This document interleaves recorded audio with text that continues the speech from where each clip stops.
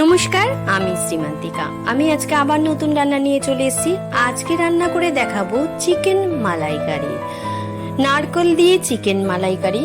তো কি কি উপকরণ লাগে একটু দেখে নেব, কিন্তু তার আগে দেখতে দেখতে আমার চ্যানেলটাকে সাবস্ক্রাইব, লাইক, শেয়ার করতে ভুলবেন না।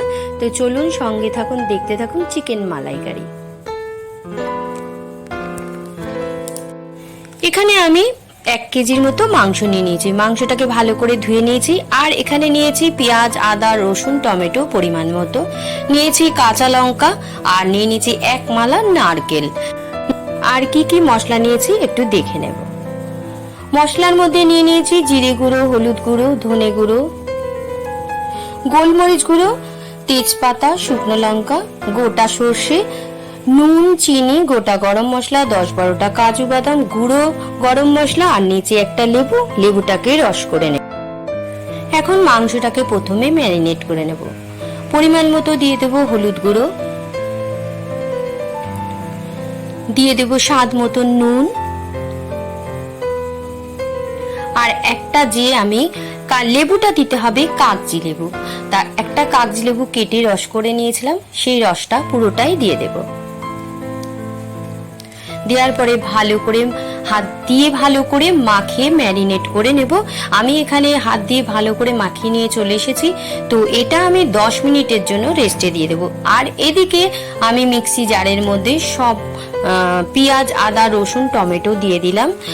এবার দিয়ে দেব নারকেল, 1 মালা নারকেল যে কেটে রেখেছিলাম দিয়ে দেব।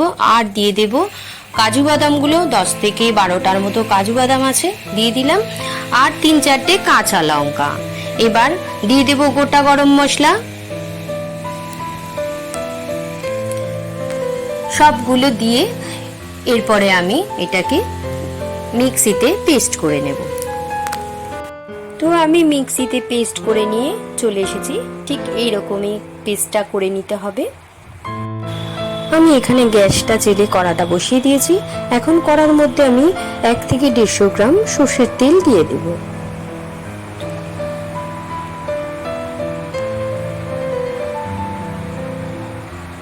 এবার তেলটা গরম হওয়া অবধি আমাদের অপেক্ষা করতে হবে। তেলটা ভালো করে খুন্তি দিয়ে নাড়াচাড়া দিয়ে সারা কড়ার গায়ে লাগিয়ে দেব। যদি লাগিয়ে না দিই তাহলে মাংসটা যখন ছাড়বো তখন কড়ার মধ্যে আটকে যাবে। তা এখানে একটা টিপস দিয়ে দিলাম। এখন মাংসগুলোকে ছেড়ে দেব। মাংসগুলোকে একটু হালকা হালকা করে ভেজে নেব। দেখুন, একটাও মাংস কড়ার গায়ে লাগেনি। এখন ভালো করে মাংসটাকে নাড়াচাড়া দিয়ে একটু ভেজে নেব, কিন্তু বেশি লাল করব না, একটু হালকা হালকাই ভাজবো।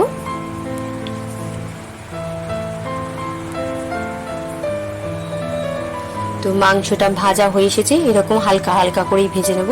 বেশি ভাজলে মাংসটা শীটে হয়ে যাবে, তাই হালকা করে একটু মাংসটাকে ভেজে নিলাম। এখন আমি একটা পাত্রের মধ্যে মাংসটাকে তুলে নেব। মাংসটাকে তুলে নিয়েছি একটা পাত্রের মধ্যে। এখন ওই তেলের মধ্যে দিয়ে দেব 1/2 চামচের মতো গোটা সর্ষে। কালো সর্ষে হলেও হবে, সাদা সর্ষে হলেও হবে। এরপরে দিয়ে দেব শুকনো লঙ্কা 2 থেকে 3টে, আর দিয়ে দেব তেজপাতা। এবার দিয়ে দেব গোটা গরম মশলা। একটু হালকা করে ভেজে নেব। মশলা ভাজা হয়ে গেছে। এখন আমি দিয়ে দেব যেটা পেস্ট করে রেখেছিলাম, নারকেল, পেঁয়াজ, আদা, রসুন সব একসাথে, সেই পেস্টটাকে এখন দিয়ে দেব। ভালো করে এবার নাড়িয়ে চাড়িয়ে মশলাটাকে একটু কষিয়ে নেব। ভালো করে মশলা কষানো হয়ে গেলে দেখবে আস্তে আস্তে তেল ছেড়ে দিয়েছে, আর মশলাটা একটু ছেড়ে ছেড়ে যাবে। তাই মশলাটাকে একটু ভালো করেই কষিয়ে নিতে হবে। দেখো, মশলাটা আস্তে আস্তে কষানো হয়ে আসছে, তেল ছেড়ে দিয়েছে। যত কষবে মশলা তত খেতে টেস্ট হবে। এখন দিয়ে দেব পরিমাণ মতো হলুদ গুঁড়ো, 1 চামচের মতো জিরে গুঁড়ো, 1 চামচের মতো ধনে গুঁড়ো, স্বাদ মতন নুন, স্বাদ মতন চিনি। মালাইকারি একটু মিষ্টি মিষ্টি হয়, তাহলে আপনারা যদি বেশি মিষ্টি খান তো একটু বেশি মিষ্টি দিতে পারেন। সব কটা মশলা দেওয়ার পরে একটু ভালো করে আরও খানিকক্ষণ কষিয়ে নেব। এরপরে দিয়ে দেবো হাফ চামচের মতো গোলমরিচ গুঁড়ো। তবে আপনারা যে যেরকম ঝাল খাবেন সেরকমই ঝাল দেবেন, কারণ সবাই তো সমান ঝাল খায় না।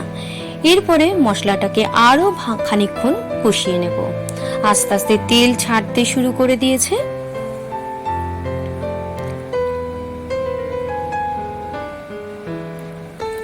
দেখুন পুরো তেল ছেড়ে দিয়েছে, মশলাটা মোটামুটি কষানো হয়ে এসেছে, একটা সুন্দর মিষ্টি গন্ধ বেরিয়েছে। দেখুন তেলটা পুরো ছেড়ে দিয়েছে আর মশলাটাও একদম ছাড়া ছাড়া হয়ে গেছে, ভাজা ভাজা হয়ে গেছে। এখন আমি এর মধ্যে দিয়ে দেব ভেজে রাখা মাংসগুলো।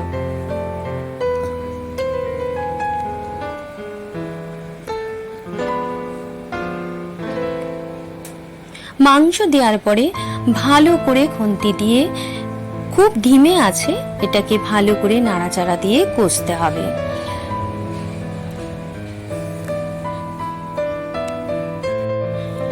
মাংস কষতে কষতে দেখো পুরো তেলটাই আস্তে আস্তে আলাদা হয়ে যাচ্ছে।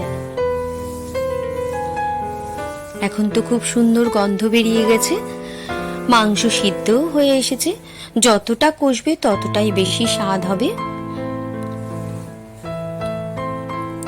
খুব ভালো একটা গন্ধ বেরিয়েছে। তোমরা বাড়িতে রান্নাটা তৈরি করে খেয়ে অতি অবশ্যই কিন্তু দেখবে, খুব সুন্দর হয় চিকেন মালাইকারি। মাংস কষানো হয়ে গেছে। এখন আমি এর মধ্যে দিয়ে দেব যে মিক্সিতে আমি মশলাটা পেস্ট করেছিলাম, সেই মিক্সি ধুয়ে জলটা দিয়ে দেব। কারণ এতে বেশি জল দেব না, বেশি জল দিলে ভালো লাগবে না, তাই অল্প জলেই এটাকে করতে হবে। তোমরা যে যেরকম গ্রেভি খাবে সে সেরকমই জল দেবে। আমি অল্প জল দিয়েছি, তোমরা যেরকম খাবে সেরকম দেবে। তো মাংসটা ফুটে উঠেছে, অতি দুর্দান্ত একটা গন্ধ বেরিয়েছে। দেখো এরকমই গাঢ় গাঢ় করে বানিয়ে নিতে হবে চিকেন মালাইকারি।